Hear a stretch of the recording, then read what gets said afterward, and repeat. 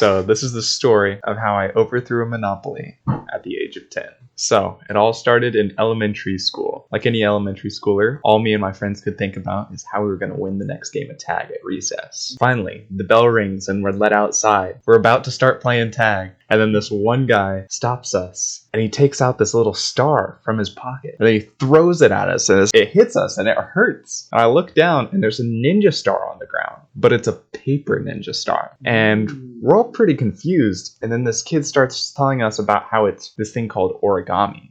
And he folded all these ninja stars out of paper. Everyone's starting to get a little excited though, because they seem to fly pretty far. He hands out a few so that we get to test them out, and kids just start throwing them at each other, of course, trying to hit their eyes and all. How kids go. But then, like any businessman, he couldn't let us have more than a free sample. He charged 25 cents per ninja star, which isn't a lot of money, but that was a lot of money. Everyone was buying them. I mean, no one didn't want to get in on the ninja star craze. So this guy was raking in the coins and people were having a great time. The only problem is they were paper, so the points kept dulling. And a dull ninja star doesn't hurt anyone, so of course you had to buy another and another, and before you knew it, no one had lunch money. Except for this kid who was rich. So that day passed. I tried to get him to teach me how to fold them, but of course he wasn't going to give up his secret. So next day comes, and now it's not just ninja stars. He's got these blow-up boxes that start as these flat little hexagons, and you blow into them and they pop into a sphere. Great time and all. Of course, 25 cents again. All sold out. Finally, I'm getting tired of my friends getting taken advantage of. They're kind of hungry. I'm kind of annoyed. So I decide to hide in the bushes behind him as he's folding them.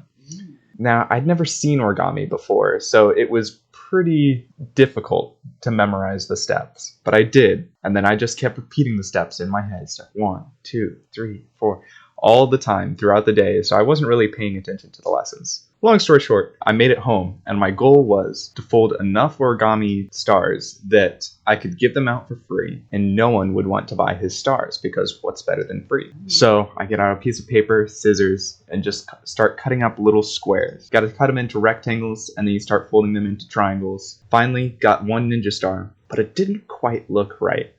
Oh no, I had missed a step.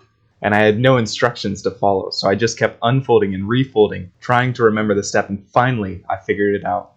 I did one of them backwards. After that, it was just an hour of straight folding. Little ninja stars, little blow-up boxes. Finally, at the end of the night, I had 150 of each. I was so excited for the next day. I came into school, I told my friends about it, but we tried to keep it hush so that the kid wouldn't recognize. We finally made it to recess, and the kid once again had an armful of origami that he was going to sell for lots of monies. And then I walk out and I just throw all of the origami in the air, and it's just raining little ninja stars and everything. And all the kids are grabbing them, and the look on this kid's face, he knows his business is ruined.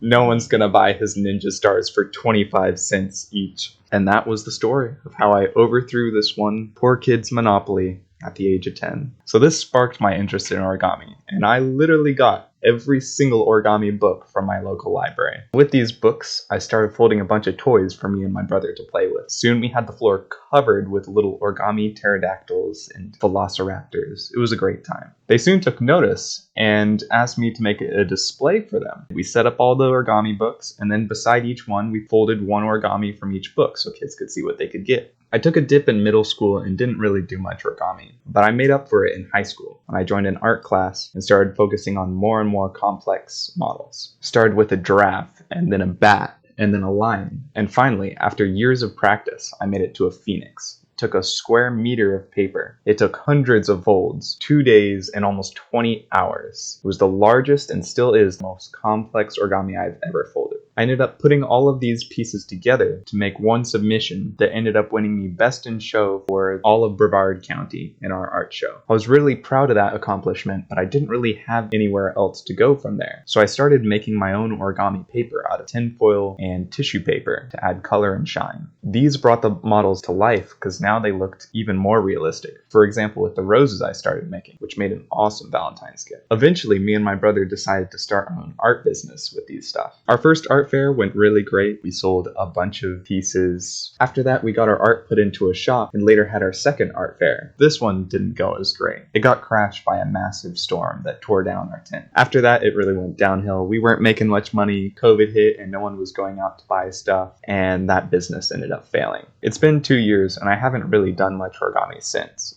But it wasn't all wasted. What I learned from that failed business, I've applied into my next one, and it's going much better now that I've taken those lessons into account. So that has been the story of how I overthrew a monopoly at the age of 10, and the effects that it had on the rest of my life, which ironically led to me starting my own monopoly, with me being one of the only airsoft techs in the surrounding area. And to the kid whose business I disrupted, I'm sorry. Looking back, you were one of the first successful entrepreneurs of our generation. But I hope that you were able to learn from your mistakes like I did, and were able to start a more profitable business as well. But really, my story ended with struggling and then failure. Yeah, I'll do true. But, you don't have to tell them that.